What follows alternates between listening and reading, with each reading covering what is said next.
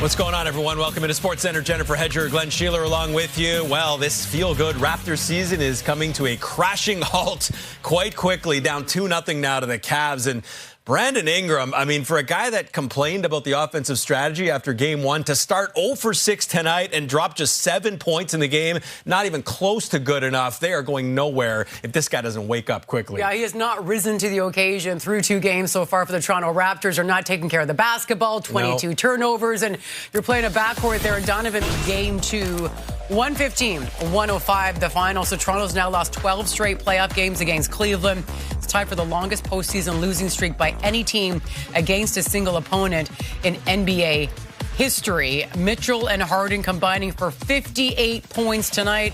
That's 4 better than they combined for in Game 1 of this series. Toronto still looking for their first playoff win since Game 5 of their 2022 first-round series against Philadelphia. With more on tonight's game, let's go to Kate Burness in the panel.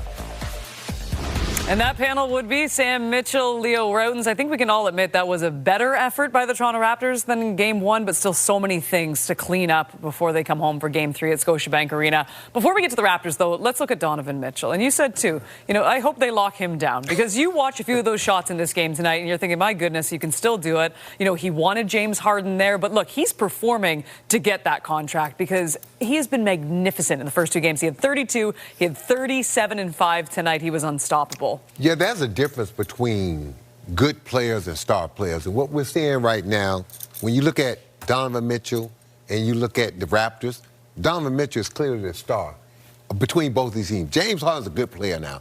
Not a star anymore. Scottie Barnes is a good player. B.I.'s a good player. But Leo, when you talk about a star, this is what stars do come playoff time. They put teams on their shoulders, and then when they struggle, they always seem to make up. He's been a first-round monster throughout his career, and you look at the shots that he makes, the degree of difficulty. But what more impresses me more is he wants the whole team, the confidence that he gives everybody else. When you know that he can come in there and just make those plays one after the other, he's a tough dude. And physically, he's got that low center of gravity. Yeah. He's extremely strong. He can spin and do a lot of different things, and you can't get him off balance. He goes where he wants to go. You got to put size on him. You cannot put a guard on Donovan Mitchell. You got to put who? Let me think. Well, maybe Scottie Barnes? Yeah, but that's the dilemma. But here's the thing. They're switching to get him onto RJ the whole time. Don't switch. There you go. Yeah, but okay. I'm watching these screens. It's not like they're setting some earth-shattering screens like they're knocking guys' teeth out. Sam, that's today's league. They're just rubbing it. You don't have to switch. Thing, it is. It's a lazy switch. You don't have to switch. Mm-hmm. Yeah, and think about it. The problem you have is, you need a big on Mitchell. You need a big on Harden. Yeah. Well, where are the 2? You might have one you could kind of put here. Well, look, man, where are the 2? Well, you got RJ, you got Scottie, you got B.I. Look, part of that contract means you got to play the other side of the ball. Yeah. Part of that contract means it's not going to be easy come playoff time. When did people think when you make the playoffs you're going to play a bad team? We talked about that. There are no bad teams in the playoffs. No, we also talked about during the game that you got to take some of these matchups personally. Yes. When you look at Mitchell, what does he do? He's go, I'm coming at you. Yep. I'm coming at you. Yep. You got to have some of that this time of year. All right, let's talk about the Raptors overall, and it was a sloppy performance at times, too. And every time they made a bit of a run, they got within 6. Cleveland just hammered back, but a lot of that was the fault of the Toronto Raptors. I mean, 22 turnovers, again, in a playoff game. That's not going to get you a win. It's one thing if you're playing the Detroit Pistons, a team that get into you for 48 minutes. Yeah. You're playing Cleveland. Good point. You look at Donovan Mitchell, James Harden, they're not Matt Strus. They're not picking up anybody down the 4 feet. Their 2 best defenders are rim protectors. They have no perimeter defenders on paper. And why the Raptors? Leo, they're making passes that you try to attempt in the second game. It's the point guard. You got to control the ball. So, yeah, when you have 22 turnovers, you give up 22 points off those turnovers, and a lot of them are your own doing. That's a killer, right? I mean, think about it. How many times are you in this game? You're in this game. You're right there. Turnover. The playoff pressure is getting to the Raptors. They need to come home and understand. I know it's down. They're down 0-2.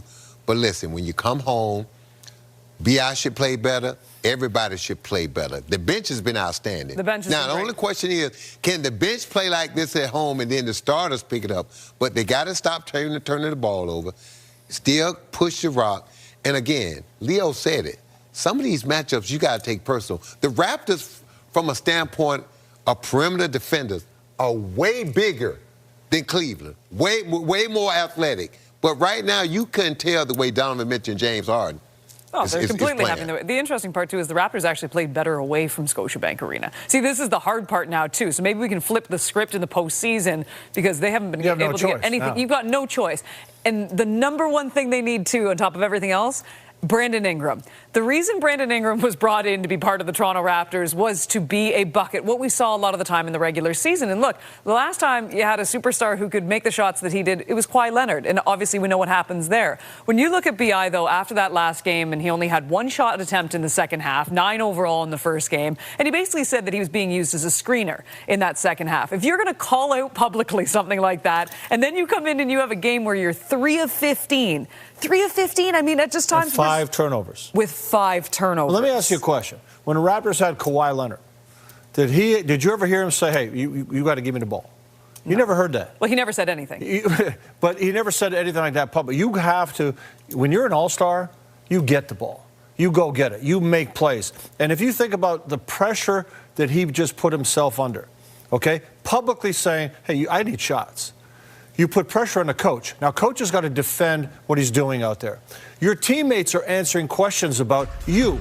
Take care of home court, and then figure out how to go on the road and win that pivotal Game 5 in Cleveland. CMB, I want to talk about that for a minute because you saw the switch there when it came to the third quarter, and then he replaced Yak. I think we're all kind of thinking Yak would have been a lot better in this series so far, too. If you're Darko Rajakovic, is that a move that you would keep going into home? No. You're not winning this series without Jakob. The basket. That's when the Raptors are at their best offensively. Why aren't they doing that? I know Quigley's not playing, but put the ball in Scotty's hand. Let him run that high screen and roll. At 6'10" coming off, he can get in the paint and finish, and he can look over the defense and spray the ball. Well, and like Sam said, okay, you're down here now. You got 2 games, right? You got to win. You're at home. You got 2 games. You can't just give up on Yak now. No. So you had to hope that however you use him now, he can contribute and make a difference. And if he does, that could be the difference. If you got to put a guy on the bench making almost $30 million a year for a guy that's making league minimum, then your team is in whack. Your team is in look, you are messed up because, again, go back to the New York. Remember when the Knicks, I can't remember the guy they brought in, a high-priced free agent point guard, and then Charlie Ward outplayed him, and they put Charlie Ward in for Chris Childs. And then they had to turn around and pay Charlie Ward the same amount that they paid Chris Childs.